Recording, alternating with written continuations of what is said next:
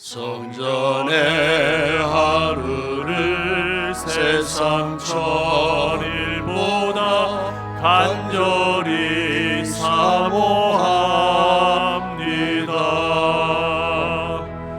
내 생전 여호와 집에 거하며 주님만 찬양하리라.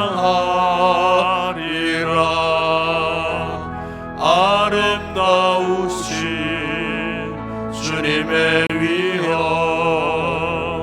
매일 새롭게 세우시네. 오 놀라우신 주님의 자비 이전보다도 사랑해.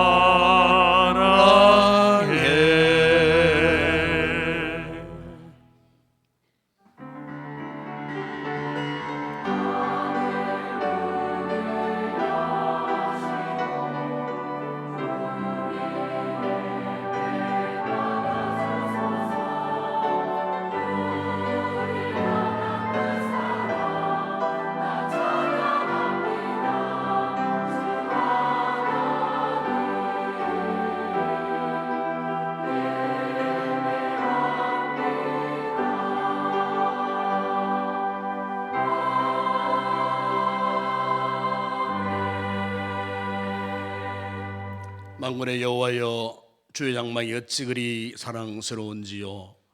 내 영혼이 여호와의 궁중을 사모하여 쇠약하며 내 마음과 육체가 살아계시는 하나님께 부르짖나이다. 우리 아버지 하나님, 한 주간도 분주복잡한 세상 가운데 살던 저희들, 몸도 마음도 무거워진 상태로 성령의 인도하심을 따라 은혜의 거룩한 예배의 자리에 올라왔습니다. 주여, 우리의 마음을 돌아봐 주시옵소서. 온갖 상처와 어그러진 마음들이 있다면 예배를 통하여 하나님의 크신 은혜로 깎으시고 낮추시고 겸손케 하셔서 이 시간 진정한 예배자로 하나님 앞에 전심을 다하는 거룩한, 정말 하나님이 축복하실 만한 예배자로 저희들 세워 주시옵소서. 영광 올려 드립니다. 하늘의 큰 복으로 함께하여 주시옵소서. 주 예수 그리스도의 이름으로 기원드리옵나이다. 아멘.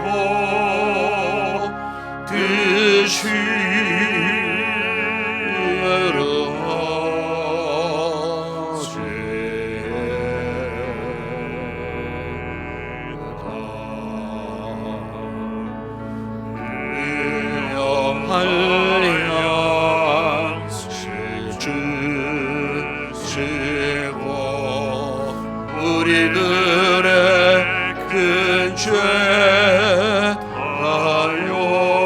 용서없이 모든 시험에 길면시고 하기서 구원하소서. 대개 주의 나라 주의 권세 주의 영광 영원히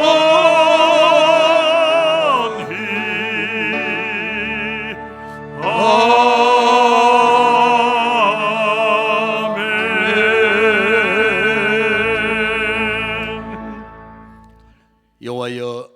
목소리를 들으소서. 나의 부르짖음에 주의하소서.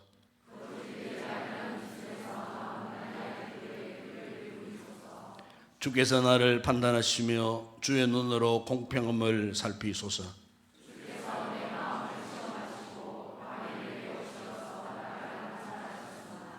흠을 찾지 못하셨사오니 내가 결심하고 입으로 범죄하지 아니하리이다.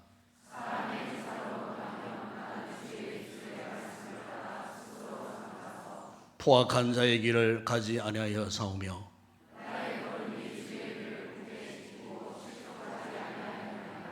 하나님이여 내게 응답하시겠으므로 내가 불러사오니 주께 피하는 자들을 그 일어나 치는 자들에게서 오른손으로 구원하시는 주여, 주의 귀한 사랑을 나타내소서. 아멘. 전능하사 천지를 만드신 하나님 아버지를 내가 믿사오며 그 위아들 우리 주 예수 그리스도를 믿사오니 이는 성령으로 잉태하사 동녀여 마리아에게 나시고 본디오 빌라도에게 고난을 받으사 십자가에 못 박혀 죽으시고 장사한 지 사흘 만에 죽은 자 가운데서 다시 살아나시며 하늘에 오르사 전능하신 하나님 우편에 앉아 계시다가 저리로서 산자와 죽은 자를 심판하러 오시리라. 성령을 믿사오며 거룩한 공회와 성도와 서로 교통하는 것과 죄를 사하여 주시는 것과 몸이 다시 사는 것과 영원히 사는 것을 믿사옵나이다. 아멘.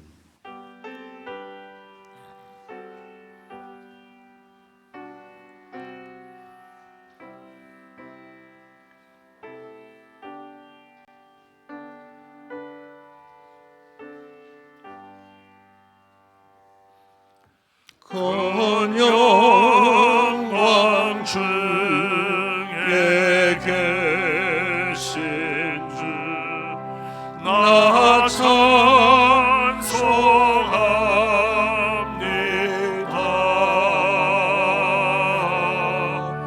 영원히 계신 주 이름 나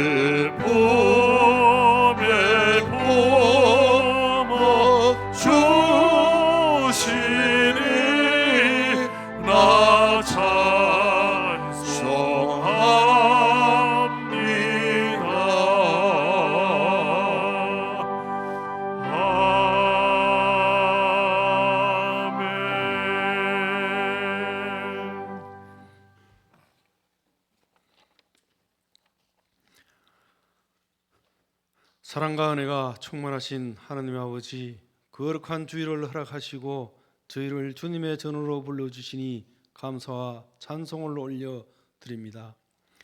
지난 한 주간의 삶을 돌아볼 때 말과 행실로 생각으로 지은 저의 모든 허물과 죄를 주님 앞에 내려놓습니다. 주님의 뜻보다 우리의 생각을 앞세웠던 모습, 생각하기보다 판단하고 섬기기보다 외면했던 연약함을 용서하여 주시옵소서. 예수 그리스도의 보혈로 저희를 깨끗하게 하시고 다시 새 마음과 정직한 영을 허락하여 주시옵소서. 긴 겨울을 지나 새봄을 맞이하게 하시니 감사드립니다. 우리의 심령도 새롭게 하시고 이 시간 드리는 예배가 신령과 진정으로 드려지는 참된 예배가 되게 하옵소서. 하나님 아버지, 우리나라와 민족을 주님께 올려드립니다. 어려운 시대 가운데서도 하나님의 공의와 진리가 바로 서게 하시고 위정자들에게 지혜와 분별력 있는 더 큰 지도력을 살펴주시고 저희가 속한 지역 사회에도 평안과 화합을 주셔서 서로 돕고 사랑하는 공동체 되게 하옵소서. 사랑하는 인동교회를 위해 기도드립니다. 우리 인동교회가 새 시대의 빛과 소금의 사명을 감당하게 하시고 모든 성도들이 한마음으로 교회를 세워나가게 하여 주시옵소서. 특별히 새봄 행복 모임을 통해 영혼 구원의 은혜를 부어주시고 베스도 전도를 통하여 잃어버린 영혼들이 주님께 돌아오게 하옵소서. 목요 전도 특공대 위에도 성령의 능력을 더하셔서 담대히 복음을 전할 때 기쁨의 열매 맺게 하여 주시옵소서. 다가오는 고난 주간 특별 새벽 기도를 통해 주님의 십자가 사명을 깊이 깨닫게 하시고 우리의 삶이 더욱 거룩하게 변화되게 하옵소서. 담임 목사님께 성령의 충만함과 영육간의 강건함을 더하여 주시고 말씀을 선포하실 때마다 권세와 능력이 나타나게 하옵시며 목사님의 사역과 가정을 주님께서 친히 지켜 주시옵소서. 아름다운 찬양으로 예배를 돕는 할렐루야 찬양대 위에도 은혜를 더하셔서 찬양이 하나님께는 영광이 되고 성도들에게는 큰 위로와 새 힘이 되게 하옵소서. 오늘도 우리의 삶이 모든 필요를 아시는 주님, 각 성도들의 기도 제목과 간구들을 들으시고 하나님의 때에 가장 선한 것으로 응답하여 주시옵소서. 연약한 자에게는 회복의, 낙심한 자에게는 소망을, 아프고 병든 자에게는 치유의 은혜를 더하여 주시옵소서. 이 시간 드려지는 모든 예배의 순서를 주님께 의탁드리오며 우리 구주 예수 그리스도의 이름으로 기도드립니다. 아멘.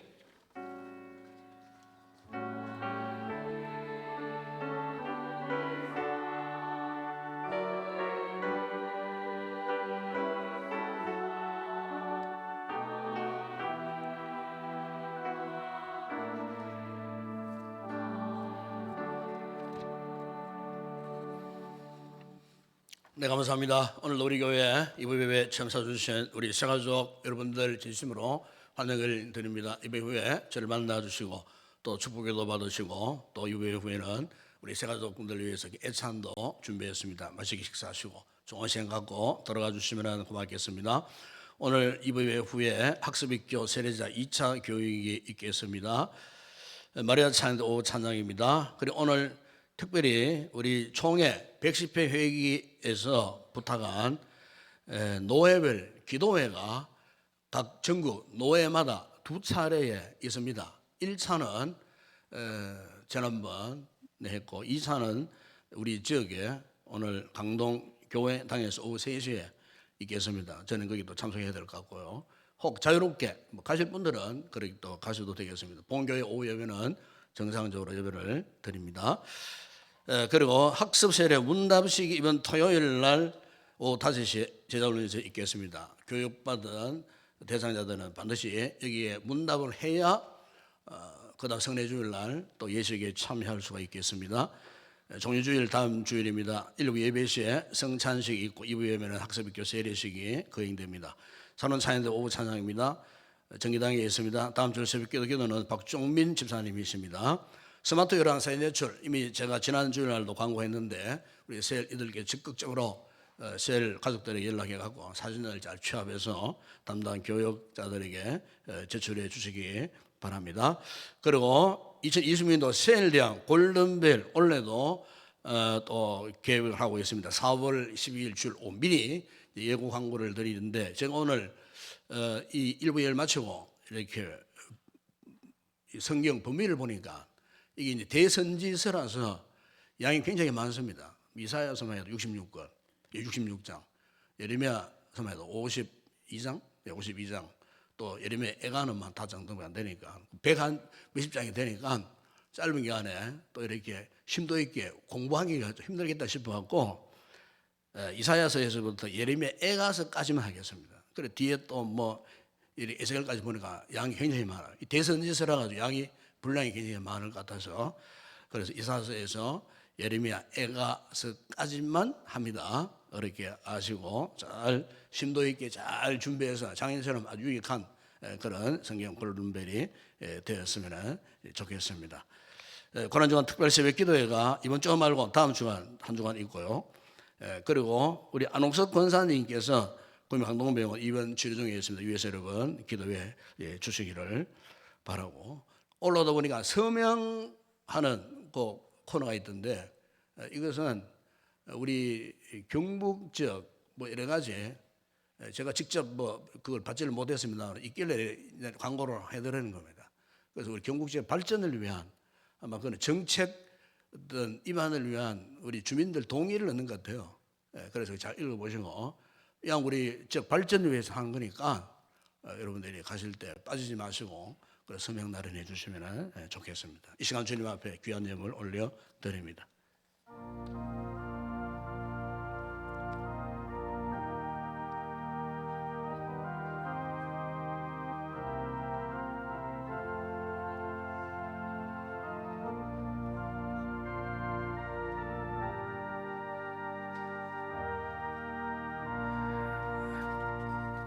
네, 오늘 우리 교회 새로 오신 사도 한 분이 계십니다.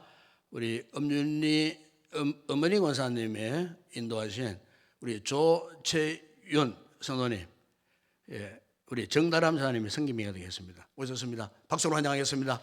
잘 오셨습니다. 감사합니다. 감사합니다. 오늘도 많은 성도들이 귀한 예물 올렸었습니다. 기도하겠습니다. 아버지 하나님, 오늘 이렇게 귀한 권사님의 손길을 통해 귀한 우리 새가족 성도가 또 이렇게 다시 믿기로 결심한 어려운 또 결단을 하시고 우리 교회에 오셨습니다. 아버지 하나님께서 사랑하시려고 복 주시려고 또 귀한 성도를 귀한 권사님을 통하여 부르신 줄을 믿습니다. 하나님께서 그 영혼을 지켜주시고 예수 믿고 기쁨과 예수 믿고 행복함을 마음껏 하는 아름다운 귀한 우리 새가족 성도 되게 하여 주시고, 우리 교회에 잘 정착되어져서 정말 하나님이 기뻐하시는, 예수 잘 믿었다 후회함이 없는 복된 행복한 생을 누리는 귀한 우리 성도 되게 하여 주시옵소서. 인도하신 우리 권사님에게도 큰 은혜를 허락하여 주시옵소서. 오늘도 귀한 성도들이 아름다운 예물을 주님 앞에 봉헌해 드립니다.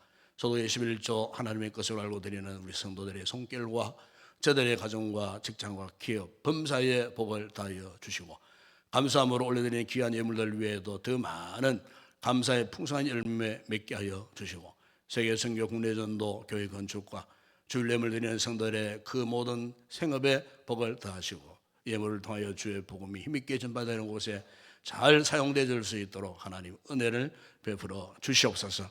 오늘도 아버지 하나님 예배를 돕고 섬기는 모든 헌신자들, 특별히 찬양대원들에게 오늘도 성령의 충만한 은혜를 부어주사 하나님을 영화롭게 하는 아름다운 찬양 되게 하시고, 시간과 몸을 들여 헌신하는 모든 봉사자들 기쁨으로 잘 감당할 때 복이 되게 하여 주시며, 특별히 주일학교를 맡아 수고한 우리 교사들에게 노고를 기억하시고 은혜를 베푸시고, 우리 사랑하는 자녀들 말씀으로 잘 훈련받고 믿음의 큰 거목들이 될 수 있도록 축복하여 주옵시며, 마음은 여기 있지만 몸이 아파 이곳에 나오지 못한 우리 성도들 돌아보아 주시고 위로해 주시고 치료하시고 회복해 하셔서 다음 시간에 꼭 이 예배의 자리에 나올 수 있는 우리 모든 성도들 되게 하여 주시옵소서.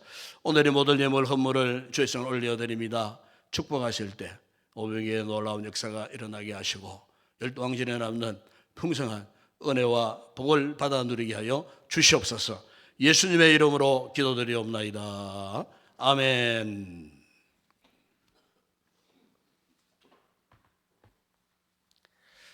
오늘 상고할 하나님의 말씀입니다. 오늘은 구약 성경 다니엘서의 말씀입니다. 다니엘서 제 10장 12절에서 14절 말씀까지 우리 함께 합독을 하도록 하겠습니다.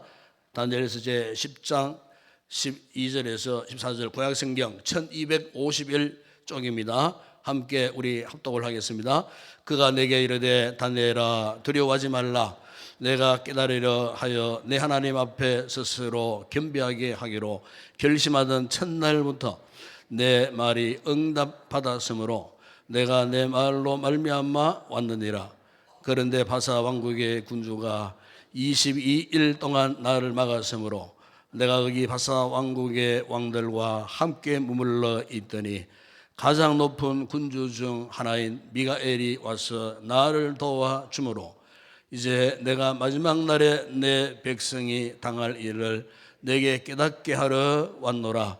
이는 이 환상이 오랜 후의 일임이라 하더라. 아멘.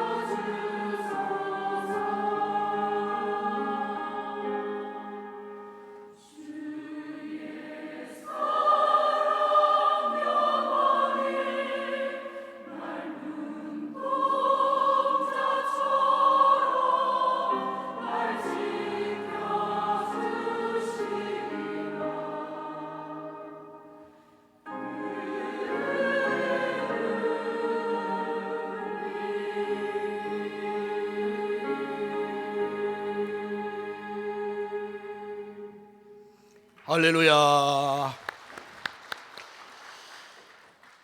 우리 한국 최고의 경제 사상가라고 일컬어졌던 삼성그룹의 고 이건희 회장이 1997년도에 책이 한 권이 있습니다. 유명한 책인데 지금은 품절된 책입니다. 그 책 제목이 이건희 에세이라고 하는 책입니다. 근데 그 책 바로 제목 밑에 부제가 서 있는데 그 부제에 이런 말이 있어요. 생각 좀 하며 세상을 보자. 이런 부제가 거기 딱 붙어 있습니다.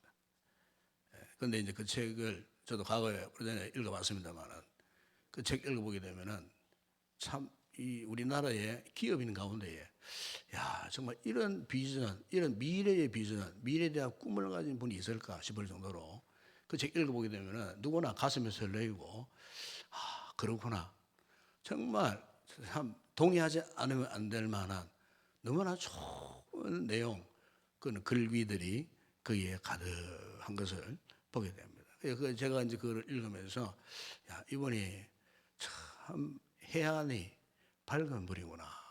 감히 다른 사람이 생각하지 못하는 생각을 일찍이 이렇게 수십 년 전에 야 이런 생각을 하신 이런 분이구나 이런 생각을 했던 적이 있어요. 실제로 여러분 다 아는 사실이지만은 1993년도 독일 프랑크푸르트에서 이 삼성그룹의 모든 사장 경영진들을 거기에 다 불렀어요. 외국에서 프랑크푸르트에서 불렀어요. 그리고 그 참 내노라는 그런 삼성그룹의 경영진을 다 불러 모아놓고 한 자리에서 그가 외쳤던 것이 뭐냐면은 기업 경영 혁신을 주창을 했습니다. 그분의 탁월한 리더십, 경영 철학을 갖고 이제 기업 체질 개선을 하지 않으면 안 된다. 이렇게 해서 초인류 그룹의 비전을 품고 그 경영진들에게 아주 강력하게 역설을 했어요. 사실 이 삼성 그룹이 오늘의 세계 초인류 그룹이 될 수 있었던 그 발판, 그 출발점이 바로 그때 프랑크푸르트에서의 기업 경영 혁신을 부르짖었던 그때부터 시작되었다는 겁니다. 이분이 1980년도 아마 초중쯤 되었을 때에 이제 참 친구 가운데 절친했던 정치인 한 분이 있었는데 바로 그분이 유명한 홍사덕 의원이었어요. 이 홍사덕 의원을 자기 차 옆에 태우고 선수 이제 운전을 하면서 당시 이제 제2한강교라고 일컬어져. 오늘날에는 이제 이 제2한강교를 양화대교라 그래요. 그 제2한강교를 이제 건너면서 옆에 있던 홍사덕 의원에게 물었어요. 자네 이 다리 누가 만드는 줄 아는가 물었어요. 왜냐하면은 그때 한강을 건너는 다리를 건설할 때에 우리나라 기술로는 할 수가 없었어요. 그 외국에 차관 도입해가지고 외국 기술로 이렇게 이제 한강대교를 한강 다리를 만드는 그런 시절이었는데 바로 이 제2한강교 양화대교는 최초로 한강 다리 가운데 최초로 순수 한국 기술로 만들었던 다리가 바로 이 양화대교 제2한강교였어요. 그래서 이제 이분이 그 친구 홍사덕 이분에게 우리 기술로 이 다리를 만들었다. 처음으로 만들었다. 그 82년도에 그 다리를 만들었는데 그러면 하나 이야기가 아쉬운 점이 하나 있다는 거예요. 그게 뭐냐면 이 다리 교각 사이가 너무 좁다는 거지. 이거 좀 넓혀야 되는데 왜 넓혀야 되느냐? 앞으로 우리나라가 남북이 통일되면은 한강을 통해서 북한에서 물류를 갖고 오고 남한에서 물류를 실어 나르는 유일한 수로 통로가 이 한강이 될 수 있는데 한강대교 이 교각이 너무 좁다는 거예요. 그래서 그 후에 2010년도가 새로 공사를 했어요. 공사를 했는데 그 이건희 회장 그 말대로 지금 가보시면은 아치형으로 이렇게 가운데 만들어 가지고 그 가운데를 넓혀 놨어요. 그러니까 어떤 물류배도 통과할 수 있도록 어떤 유람선도 통과할 수 있도록 그렇게 다시 2010년도에 공사를 해가지고 다시 그 다리를 이건희 회장이 말한 대로 그렇게 만들었다는 겁니다. 여러분, 그래서 이분이 한 이야기 생각 좀 하면 세상을 보자 하나 말은 정말로 참 귀한 말이구나. 한 기업의 미래, 그 나라도 뿐만 아니라 우리 개인도 사실 미래라고 하는 것은 우리 눈에 보이지 않는 세상 아닙니까? 세계 아닙니까? 그런데 마치 그 보이지 않는 미래를 마치 보는 것 같이 그렇게 생각할 수 있는 사고력을 갖고 있다는 것은 대단히 중요한 것이 아닌가 싶어요. 여러분, 오늘 우리의 이 신앙생활에서도 똑같아요. 우리가 믿음 생활하면은 너무 눈앞에 보이는 지금 당장 내 발등에 떨어진 불 끄기에 급급한 이런 너무나 이 같은 좁고 초설한 이런 상태에서 우리가 믿음 생활을 하니 이 신앙생활에 원대한 비전이 없는 거예요.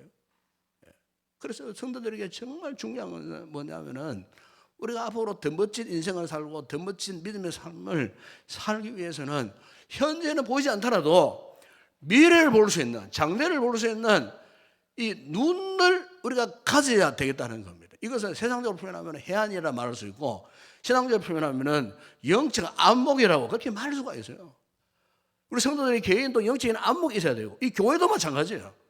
교회도 영적인 안목이 넓어져야 교회가 희망이 보이는 거예요. 교회의 장래가 보이는 거예요. 이 교회가 앞으로 어떻게 진보해 나갈 것이며 앞으로 인동교회가 어떤 일을 할 것인가. 여기 앞에 서 있는 리더들이 영적인 이런 폭넓은 안목을 갖고 있어야 우리 인동교회가 희망이 있어 보이는 거예요. 여러분, 하나님께서 저와 여러분에게 이 같은 영적인 안목을 이미 주신 거예요. 왜? 예수 믿고 구원받고 하나님의 은혜를 입은 우리가 저 세상을 바라볼 때 그냥 바라봅니까? 하나님의 시각, 하나님의 안목을 보고 이미 우리에게 신앙의 영적인 눈을 주신 거예요. 이 영적 눈이 밝아야 되는 거예요. 영적 눈이 그야말로 폭이 넓어져야 되는 거예요. 왜냐하면 우리 하나님은 창조 하나님이신데 하나님께서 우리를 통해 계획하시는 것이 무궁무진한데 한 인간의 단순한 그 눈 속에서 시각 속에서 사고 생각에서 이렇게 우리가 움직인다면은 앞으로 우리의 먼 장래는 희망이 별로 없어 보인다 그 말이죠. 여러분, 오늘 우리 크리스찬들에게는 하나님께서 우리에게 장래를 볼 수 있는 보이지 않는 것을 볼 수 있는 이런 영안을 우리에게 허락해 주셨음을 믿습니다. 신앙생활에서 정말 중요한 부분이 바로 이 부분입니다. 왜? 여러분, 신앙생활은 영적 전쟁입니다. 육신의 눈을 가지고는 영적 전쟁 실상을 파악을 할 수 없어요. 볼 수 없어요. 영안을 가져야 그렇구나. 내가 세상 살아가는 것이 이 세상 살이가 다가 아니구나. 내가 먹고 마시고 일하는 이게 다가 아니구나.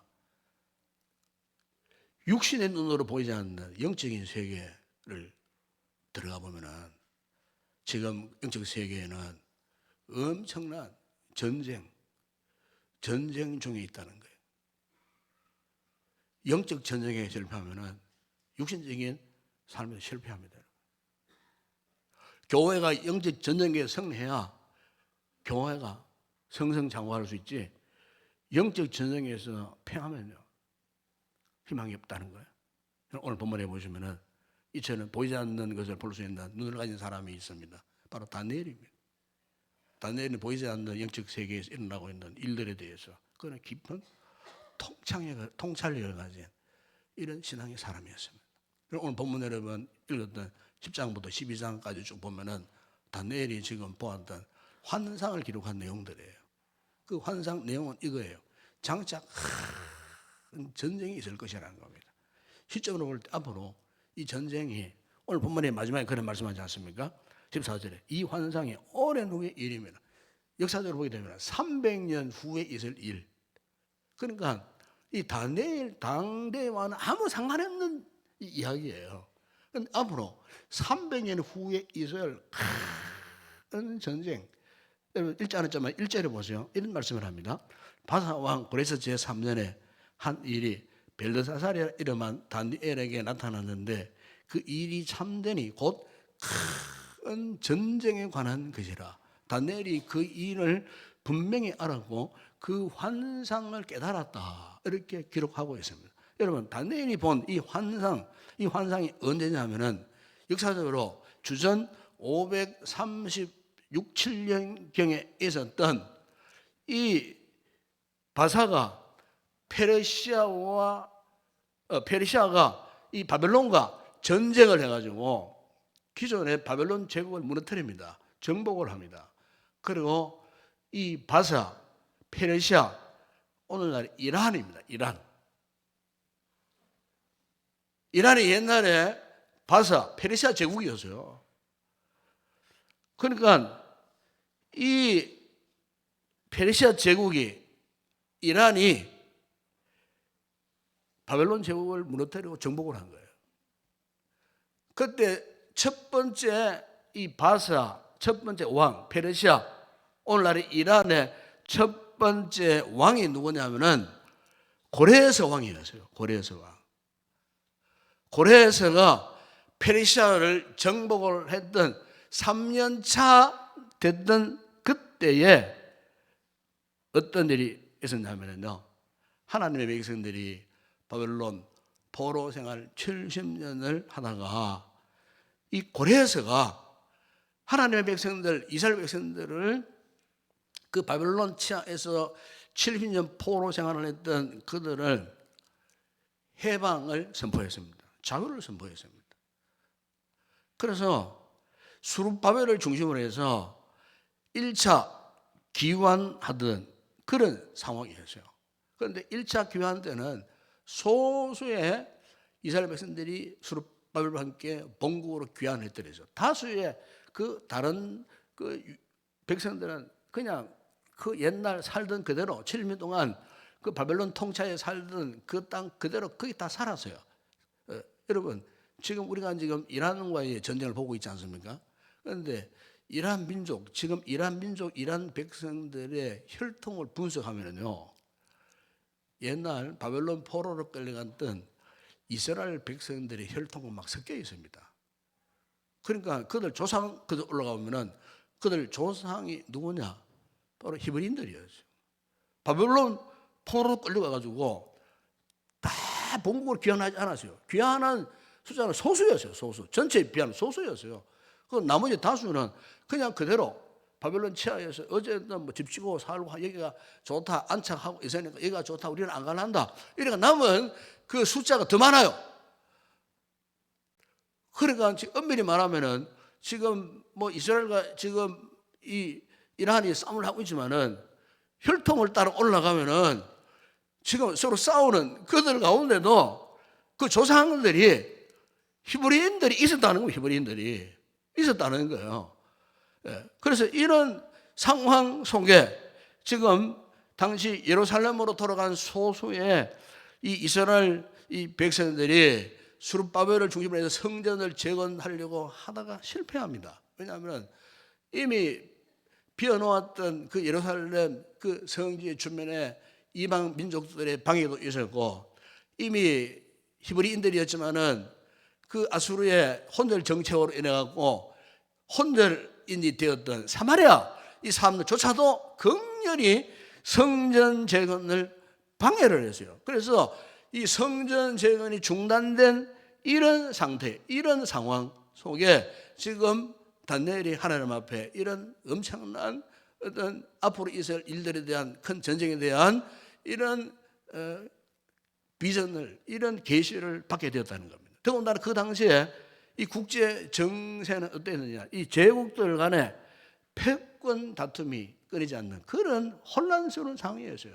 요즘 지금 중동적 상황처럼 정말 순간번 이런 역사의 흐름 속에 있었던 그런 시점이었어요. 바로 이런 상황 속에서 다니엘이 하나님께서 보여주신 이 환상을 보았는데 큰 전쟁이 앞으로 오랜 후에 300년 후에 전쟁이 있을 것이라는데 그 전쟁이 역사적으로 다 성취되었는데 이 페르시아 제국이 결국은 어떠했습니까? 신흥 헬라 제국에 멸망당합니다. 헬라 제국에. 헬라 제국이 그 다스렸던 유명한 알렉산더 대왕이 영토를 확장해 가다가 정복 전쟁을 하다가 33살에 일찍 죽었습니다. 죽었을 때에 그 거대한 헬라 제국이 그 수하의 장수들의 손에 의해갖고 4개의 나라로 이렇게 분열되어집니다. 그리고 분열된 이후에 자기들끼리의 전쟁이 영토 전쟁이 일어났어요. 최후적으로 북방왕 시리아의 에피파네스가 승리해서 지금의 이스라엘, 그 팔레스틴 이 지역을 이제 정복을 하고 다스리는 이런 상황 속에서 또 한 번의 대격변이 일어나는데 신흥 제국이었던 로마 제국이 부상을 하는 겁니다. 로마 제국이 결국에는 뭐 이렇게 팔레스틴만 아니고 애굽의 그 영토 일부분까지 다 이 로마 제국이 또 이렇게 정복하게 되고 로마 제국이 예수님 그 시대까지의 초대교회 시대까지 이 로마 제국이 이제 그 지역을 통치하고 다스려가는 이런 상황 속에서 이스라엘 백성들이 바벨론에 멸망당하고 포로를 끌려가고 귀환하고 돌아왔지만 이 같은 제국들의 이런 출현을 통해 끊임없이 이스라엘 백성들이 큰 어려움을 당하는 그야말로 대환란 속에 빠져들어가는 이런 상황 속에 있었다는 거예요. 그런데 일찍이 다니엘이 이 같은 역사의 이 같은 모습들을 하나님이 보여주신 그 환상을 통해서 이미 그가 다 알고 있었다는 거예요.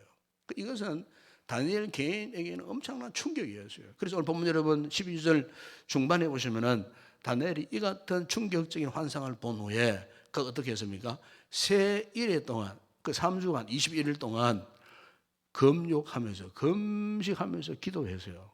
그 이유가 무엇입니까? 그 중반절에 보면은 네가 깨달으라 하여 내 하나님 앞에 스스로 겸비하게 하여로 결심하던 첫날로 다니엘은 그토록 무서운 이 엄청난 큰 전쟁에 관한 환상의 메시지를 깨닫기 위하여 기도하면서 하나님 앞에 겸비 엎드렸을 때에 사실 이 다니엘은 300일 후에 있을 그 전쟁과는 아무리 상관이 없는 사람 아니었겠습니까? 그런데 이 믿음의 사람 다니엘이 자기 민족의 장래를 생각하니 너무나 두렵고 너무나 걱정스럽고 더군다나 하나님 나라의 미래에 관한 하나님의 이 메시지가 이러하니 이 다니엘이 고통스럽고 견딜 수 없는 슬픔 가운데 그가 놓여 있었다는 겁니다. 오늘 본문의 분위기는 그런 분위기예요. 그가 이 환상 앞에 얼마나 큰 충격을 받았으면요. 8절에 보세요. 이렇게 말씀하지 않습니까?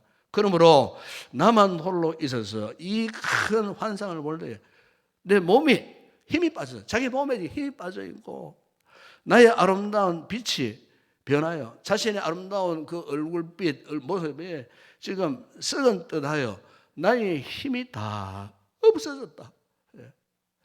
이때 여러분 다니엘은 나이가 한 80 중반 좀 이후로 그렇게 보고 있습니다.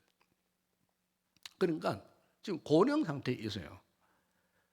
그런데 이 고령 이 사람이 시간을 정해놓고 기도하는 것도 힘든 일인데 제한적인 금식까지 하고 금욕까지 하고 그 지역이 지금 근동지역 1년 가도 비비 한 번 제대로 오지 않는 건조한 그런 땅 그런 환경 가운데서 이 다니엘이 어떻게 해요?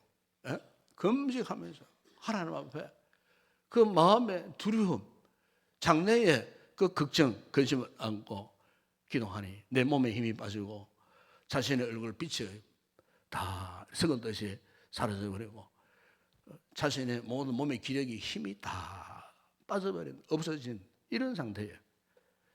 그런데 다니엘이 지금 그의 생명을 다해 기도했다는 겁니다.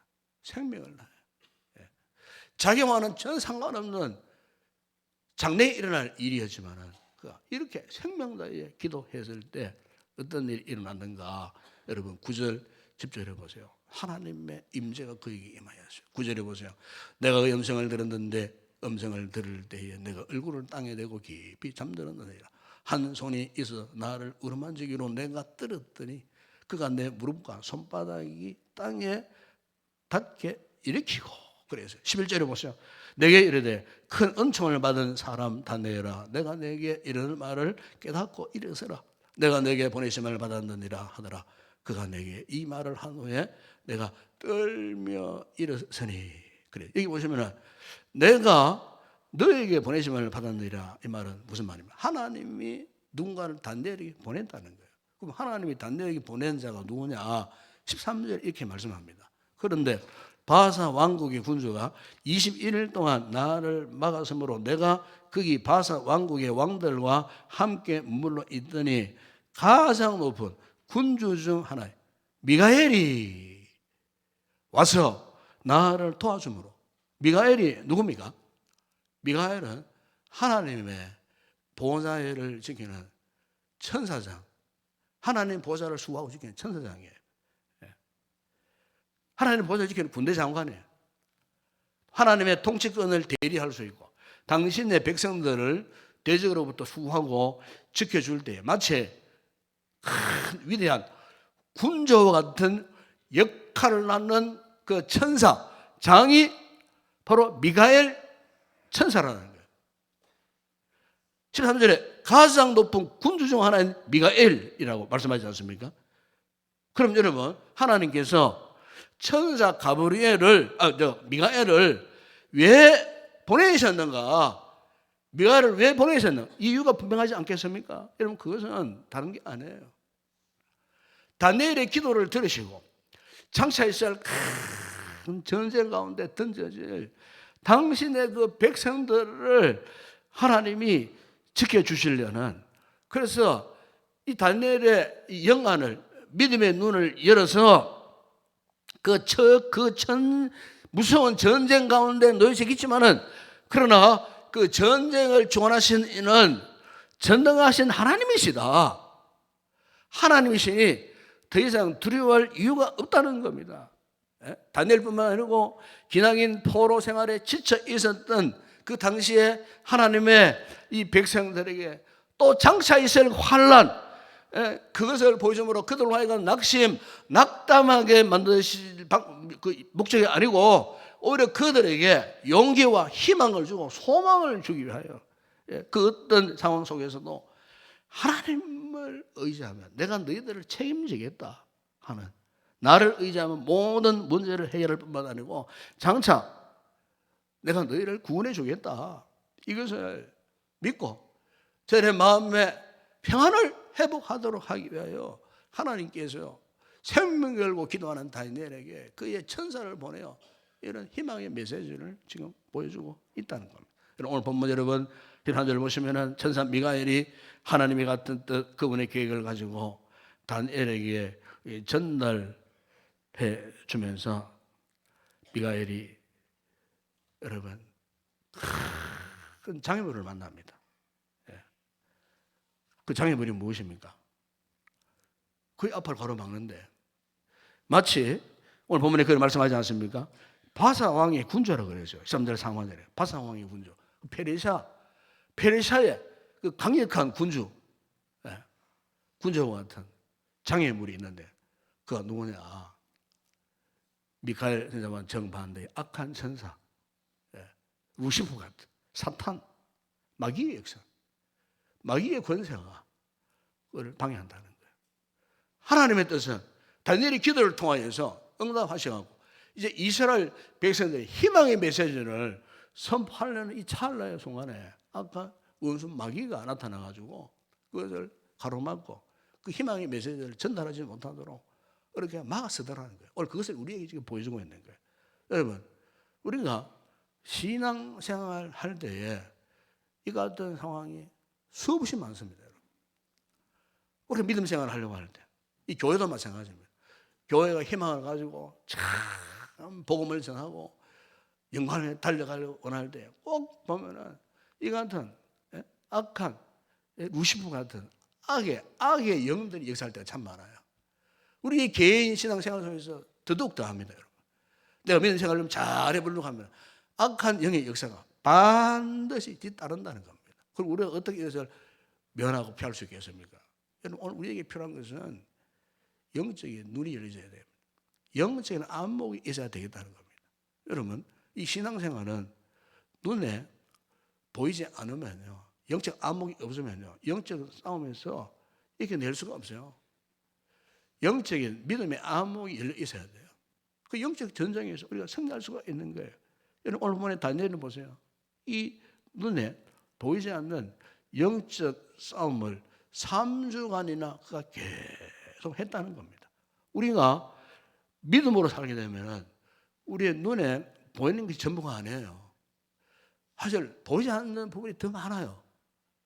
우리가 신앙생활을 깊이 하고 기도 생활을 하고 하나님의 은혜를 사모하고 정말 우리가 하나님을 절대 신뢰하고 의지하고 믿음 생활을 해보세요. 그러면요, 하나님께서 우리 눈을 활짝 여시고 남들이 보지 못하는, 남들이 감지하지 못하는, 남들이 느끼지 못하는 그런 희한한 영적 세계를 미리 보게 하셔요. 예. 저는 은혜를 받은 목사입니다. 은사를 경험한 목사입니다. 저는 정말로 급박한 시점에서 기도하면요, 하나님 반드시 뭐 보여주셔요. 뭐 이상한 또 이런 이상하게 이상한 분들이 있지만은 뭐 보여주신다니까요. 심지어 꿈을 통해서도 이미 보여주셔요. 때로는 사람을 통해서 깨닫게 하셔요. 그러니까 지금 현재 세상에 되어지는 이 일을 가만히 보세요. 영적인 안목이 있는 성도들은 이 세상에 되어지는 이 같은 일들을 그냥 넘기지 않습니다, 여러분. 현재 여러분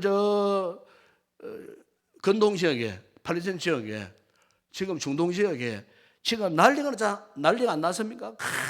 큰 전쟁이 지금 일어나서요, 지금.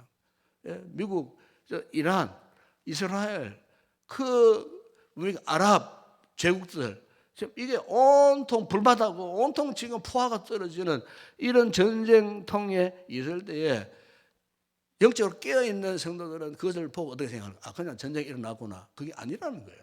여러분, 이 같은 오늘날 전쟁의 모습이 이미 오랜 역사 속에 있었던 전쟁이었어요. 똑같은 전쟁이었어요. 똑같은, 아까 제가 설명하지 않았습니까? 예? 그차 이스라엘 백성들이 바벨론에 정복당했을 때 하나님께서 어떻게 했습니까? 이 페르시아, 그리고 페르시아 이후에 헬라, 그리스, 그죠? 로마, 이렇게 해서 오늘에 이르도록, 그러니까 지금 우리가 사는 이 세상 가운데서도 다니엘이 보았던 환상과 똑같은 이런 전쟁의 소문들이 끊임없이 지금 현재 우리도 지금 대한민국도 전쟁이 끝난 상태가 아니잖아요. 휴전 상태에 있는 나라입니다. 지금 우리가 전쟁 중 있다 그 말이죠. 단순히 휴전 상태에 있는 거예요. 그런데 이것이 언제 휴전선이 폭발할지 알 수 없는 지금 그런 상황 속에 있다는 거예요.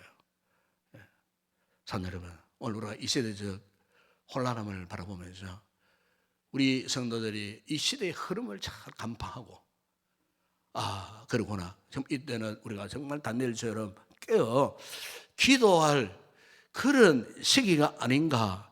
이것을 깨닫는다는 것은 우리 영적인 안목이 있다는 거예요. 영적인 안목이 활짝 열어지면은 이 세상에 돌아가는 이 모든 상황들을 그냥 넘길 수가 없다는 거예요.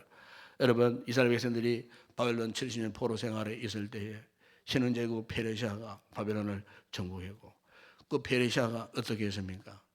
그 출범했던 고레스 왕 원년에, 여러분 에스라 1장 1절에 3절에 보면은 이 고레스 왕이 조서를 내리는데 어떤 소리를 내린 줄 아십니까? 말씀에 보면 이런 말씀이 있어요. 이스라엘의 하나님은 참 하나님. 지금 이방 왕 고레스가 이런 고백을 하는 거예요. 이스라엘의 하나님은 참 신이시라. 너희 중에 그의 백성된 자는 다 유다 예루살렘으로 올라가서 이스라엘의 하나님 여호와의 성전을 건축하라. 그는 예루살렘에 계신 하나님이시라. 그러니까 지금 이방 왕이 지금 포로된 이스라엘 백성들을 믿는 하나님에 대해서 너희 하나님이 참 신이시다. 그러면서 그들을 풀어주면서 예루살렘으로 귀환해가지고 너희 하나님 여호와의 성전을 건축하라. 여러분 놀랍지 않습니까? 하나님께서 결국 어떠합니까? 이 역사를 주관하신다는 것을 알 수가 있어요. 오늘 보면 이 사건이 2500년 전에 있었던 사건이에요. 2500년 전에. 그래서 2500년 전에 있었던 사건이에요. 그래서 지금 중동에 전쟁이 일어났지만은 이란과 이스라엘이 아주 격렬한 전쟁을 하고 있지만은 역사적으로요.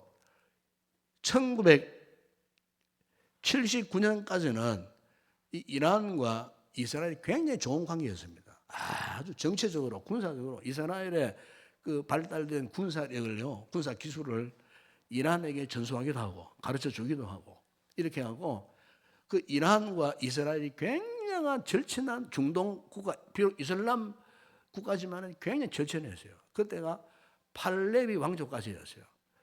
또 미국과 이란도 굉장히 참 외교적으로 좋은 관계, 군사적으로도 아주 좋은 그런 관계 속에 있었는데 언제부터 이렇게 이 관계가 깨뜨려졌느냐 하면요. 1979년도에 이란 혁명이 일어났어요. 그 혁명을 이슬람 혁명이라고 합니다. 이슬람 혁명이 일어나가지고 1979년도부터 그 이란 그 정권이 이슬람 혁명 정권으로 넘어가 버린 거예요. 그때부터 미국과 이란과 이스라엘이 아주 적대적인 국가가 되어버렸어요. 그것이 48년 동안 지속해 오다가 이번에 핵 문제 때문에 폭발해버린 거예요. 이전에는 굉장히 좋은 관계였어요. 여러분, 오늘날 세상이 돌아가는 행태가 이런 모습인 것입니다. 그래서 우리 성도들도 영적으로 깨어 있어서 이가 세상 흐름에 대한 이 영적인 순발력이나 영적인 깨달음이 있어야 돼요. 아, 세상이 지금 어떻게 돌아가고 있는지. 결론은 이거예요. 세상이 어떻게 돌아가든지 다 내려오던 이가 엄청난 큰 전쟁이 있든 없든 상관이 없어요. 어쨌든 그 큰 전쟁까지도 누구의 손에서 좌우지 되겠습니까? 어떤 특정 나라나 제국이나 어떤 군사력을 가진 무기를 가진 강력한 그 군대를 통해 안 해요. 하나님의 손 안에 있음을 믿습니다. 하나님의 손 안에 이 세상 역사가 지금 돌아가고 있는 거예요. 그래서 이 역사를 영어로 히스토리라고 그러잖아요. 히스토리. 히스토리 의미가 그의 이야기예요. 그 이야기, 누구의 이야기예요? 이 세상 역사, 우리의 이야기가 아니에요. 인간들의 이야기가 아니에요. 세상적인 그런 이야기가 아니에요. 히스토리는, 역사는 하나님의 이야기예요. 무슨 말입니까? 이 세상 역사가 악인이든 선인이든 독재자든 뭐 어떤 선한 정치인이든 할 거 없어요. 이 세상에 모든 나라, 우리 대한민국도 마찬가지예요. 원망불평하고 투정을 하고 막 이렇게 불만은 가지지만은 어쨌든 이 나라도 이 민족도 누구의 손에? 하나님의 손 안에 있고 하나님의 손 안에 이 국가가 운영되어지고 하나님의 손 안에서 세계의 모든 정치 흐름이 흘러가고 하나님의 손 안에서 이렇게 전쟁을 했다가 평화의 시대가 돌아오고 모든 것들이 다 하나님의 이야기예요. 그분의 이야기예요. 우리가 이 같은 영적인 눈을 가지고 세상을 바라본다는 것은 굉장히 중요한 문제예요. 왜?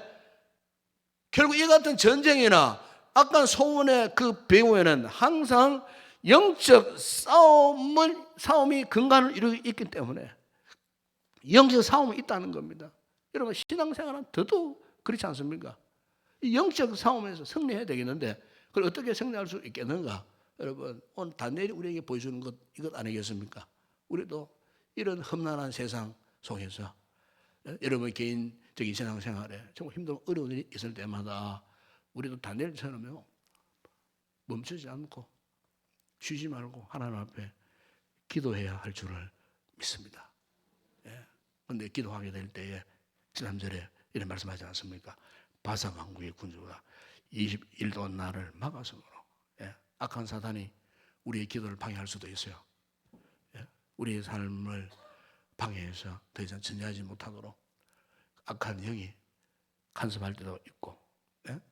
악한 영의 도전을 받을 때가 있어요. 그럼에도 불구하고 다니엘처럼 포기하지 않고 예? 생명 걸고 21일간 기도했다 그렇게 말하지 않습니까? 악한 영들의 세력을 맞서서 다니엘은 버텼다는 겁니다. 버텼을 때 그 결과가 하나님이 하늘의 능력의 천사 미가엘을 보내주셨다는 거예요. 천사가 하나님의 그 하실 일을 대신해서 그 다니엘을 지키고 다니엘을 보호했다는 겁니다. 하나님 나라 백성들을 지켜주셨다는 거 아니겠습니까, 여러분? 여러분 히브리서 1장 14절에 보시면은 천사의 존재의 목적에 대해서 이렇게 말씀해요. 모든 천사들은 섬기는 영으로서 구원받을 상속자들을 위하여 섬기라고 보내심이 아니냐. 그래서 여러분 우리 성도들 구원받는 성도들에게는요 하나님께서 우리들을 지키고 우리를 수호할 수 있는 하나님의 천사들, 능력의 천사들이 항상 있다는 거예요. 여기 여러분 구원받은 상속자들은 구원받은 하나님의 자녀 백성들을 말하는 거예요. 여러분 천사의 존재를 믿죠? 천사들의 소리를 들어봤습니까? 예? 천사들의 소리 들어보셨어요? 저는 들어봤어요. 정말 다급한 급박한 상황 속에 예? 하나님께서 우리 가족을 보호하시려고요. 옆에 있는 우리 집사람은 아이들은 소리를 못 들었어요. 나만 들었어요. 나만. 우려왔던 소리를 듣고 놀라가지고 자동차를 급제동 하자마자 0.001초도 안 되는 그 앞에 찰나의 순간에 웬 택시가 거의 8, 90km 앞을 뛰들어오는 거예요. 나는 그 소리 놀라가지고 브레이크를 밟으면 차가 앞을 갔는데 그 20년 전의 이야기예요. 하나님이 급박할 때는 천사를 동원해가지고 소리를 통해가고 놀라도록 만들어가 브레이크를 밟도록 하셔가지고 우리 가족을 지켜주셨던 그 하나님. 여러분 히브리서의 이 1장 14절 말씀이 그런 말씀이에요. 하나님 우리를 지키시려고 수호 천사를 급할 때는 보내셔가지고 우리를 지켜주시는 그 하나님. 이 천사의 목적이 바로 이겁니다. 여러분. 미국의 유명한 이 복음 전도자였던 로널드 에드워드 윌리스 목사님이 이런 말을 했어요. 천국 천사들은 잘 싸우기 위해 지상의 중보자들을 필요로 하며 지상에 있는 하나님의 사람들은 그들의 싸움을 잘 싸우기 위해 천군 천사들의 도움을 필요로 한다 그래요. 천군 천사들이 우리 성도들을 지키고 호위하고 지켜나갈 그 천군 천사들이 있다는 거예요. 하나님께서 하나님 직접 개입하실 때도 있겠지만 하늘의 천군 천사들을 통하여 우리 성도들을 지키고 호위한다는 거예요. 왜? 지금 우리가 영적 전장터에 있으니까 우리로 하여금 악한 영의 역사에 패배하지 않도록 사탄의 권세에 패배하지 않도록 하나님께서 능력의 천사 마치 다니엘에게 미가엘 천사를 파송해서 다니엘을 지켜주셨던 것처럼 오늘 하나님께서 우리 성도들에게도 비록 힘들고 어렵고 답답하고 고통스러운 이런 삶을 살고 있지만 우리는 그래도 믿음으로 주님 앞에 기도합니다. 꾸준히 기도하면 다니엘처럼 하나님께서 때가 되면요 지금은 답답하지만 지금 답이 없어요. 근데 때가 되니까 하나님이 다 응답해 주시더라는 거예요. 중국 가면 중국의 유명한 나무 가운데 모소라는 대나무가 있어요. 모소라는 대나무. 이 대나무 씨앗을 뿌려놓잖아요. 뿌리면요 3년, 4년, 5년 가도 도대체 이게 죽었나 살았나 할 정도로 전혀 반응이 없어요. 그런데 한 5년쯤 저는 어느 날 갑자기 이 대나무에서 새로운 싹을 트면서 땅을 뚫고 올라옵니다. 예. 이전에는 아무리 물을 주고 뭐 해도 안 자라나요. 그런데 한 5년 좀 지나니까 드디어 이제 땅을 뚫고 이제 대나무 죽순이 쫙 올라와요. 그런데 그때부터요 매일 30에서 40cm 자라납니다. 오늘 보고 내일 보면 벌써 자라나요. 그런데 한 4, 6주 지나면요 이 대나무가요 30에서 40m까지 자라납니다. 이게 중국에 있는 모소라는 대나무의 특징이에요. 자, 이것을 생각하면서 그러구나. 마치 다니엘의 기도와 똑같구나. 다니엘이 21일 동안 기도했어요. 온갖 장애물이 있었어요. 그런데 꾸준히 기도했어요. 그런데 오늘 하나님께서 말씀하지 않습니까? 다니엘이 기도했을 때 이미 하나님께서는요 첫날부터 단일의 기도를 듣고 응답하셨다는 겁니다. 마치 모소 대나무가 5년 동안 그냥 땅속에서 잠잠히 침묵하고 있었지만은 이 모소나무가 5년 동안 그냥 있었던 게 아니에요. 땅속에서 뿌리를 계속 뻗쳐가면서 땅속에 있는 모든 자연군들을 다 흡수해서 저축해갖고 간직하고 있다가 5년 때가 되었을 때에 그 힘을 바탕으로 해서 하루에 3, 4편지씩 뭐 그렇게 30m, 50, 40m까지 축축축 자라가도록 여러분 신앙생활, 영적 생활의 신비함이 이것 아니겠습니까? 우리 성도들이 포기하고 물러서고 이렇게 절망하지 말아야 할 이유가 비록 우리가 지금은 마치 내가 땅속에 갇혀있는 듯한 이런 상황이지만은 이미 하나님께서는 우리의 기도를 다 듣고 알고 계시고 다니엘의 기도를 첫날부터 다 알고 계시고 응답하기 시작했던 그것처럼 하나님께서 우리 성도들의 기도도 다 그렇게 들으시고 응답하시는 때가 되면 하나님께서 우리에게 다니엘에게 보여줬던 영광스러운 모습을 오늘 우리에게도 보여주시리라 믿습니다. 그러기 위해서는요 보이지 않는 것을 보는 눈, 영적인 눈이 필요합니다. 믿음의 눈이 필요합니다. 이 눈을 가질 때 우리는 하나님의 역사하심이 무엇인지를 보게 되고 경험하게 되고 우리 인생의 전쟁에서 반드시 승리하게 하시는 그 하나님 영적 안목을 회복하여 믿음으로 승리하며 나아가는 복된 우리 성도들이 다 되었으면 좋겠습니다. 기도하겠습니다. 아버지 하나님 감사를 드립니다. 이 험난한 세상 가운데에 아무런 너무나 혼란스럽습니다.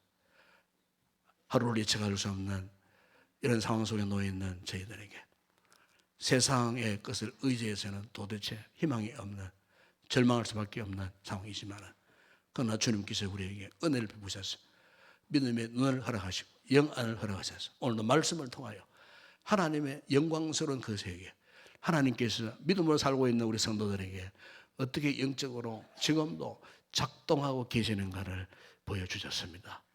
힘들고 어려울 때 결코 우리 성도들 절망치 않고 포기치 않고 다니엘이 가졌던 영안을 가지고 장래의 미래의 비전을 바라보고 오늘의 현재의 고난을 능히 이겨내고 승리하며 나아갈 수 있는 복된 우리 모든 성도들 되게 하여 주시옵소서.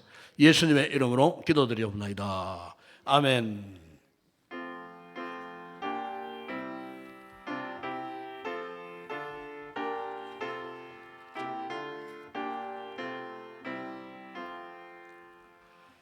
피난처 있으니 환난을 당한 자 이리 오라. 땅들이 변하고 물결이 일어나 산 위에 넘치게 두렵지 않네. 희망이 두들고 나라를 모여서 진동하라. 우리 주 목소리 한 분만 바라며 소타의 모든 그 망했네. 만일 주 하나님 우리를 도우니 피난처요. 세상의 난리를 거치게 하시니 세상의 장엄이 쓸데없네.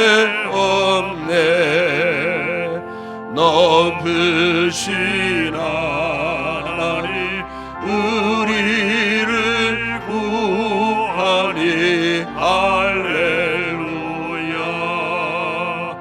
괴로움이 심하고 환난이 극하나 피난처 되시는 주 하나님 자, 인사합시다. 반갑습니다. 사랑합니다. 예, 축복합니다. 이 말씀에 의지해서 우리가 더 하나님 앞에 더 의지하고 기도함으로 이 험악한 이겨내 주시고 한 주간도 승리의 삶을 살아가는 귀한 그 성도들이 되었으면 좋겠습니다. 마지막 우리 파송 찬양 주께 올려드립니다.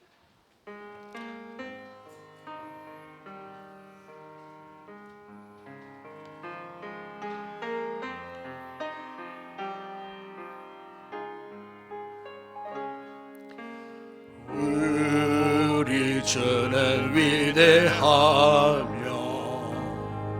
능력이 많으시도다.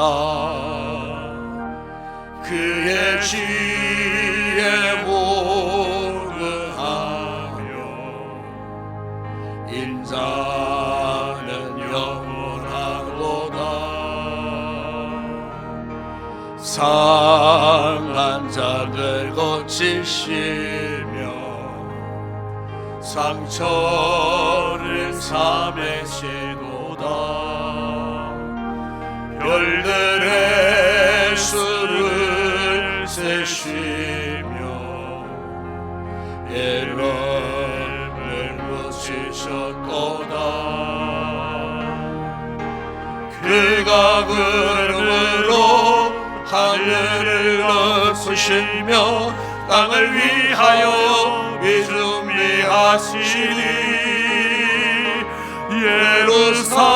예루살렘아 여호와를 찬송할지어다. 내 하나님을 감사함으로 그 앞에 나가며 주임제 앞에 경배. 예루살렘아 예루살렘아 여호와를 찬송할지어다. 내 하나님을 감사함으로 그 앞에 나가며 주임제 앞에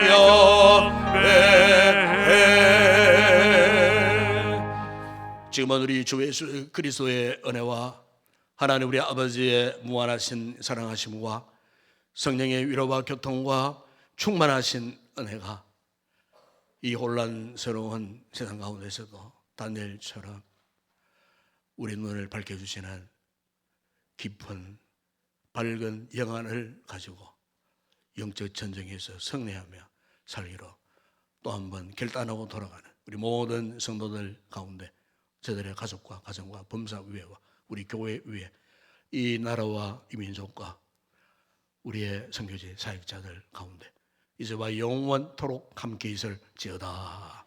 아멘.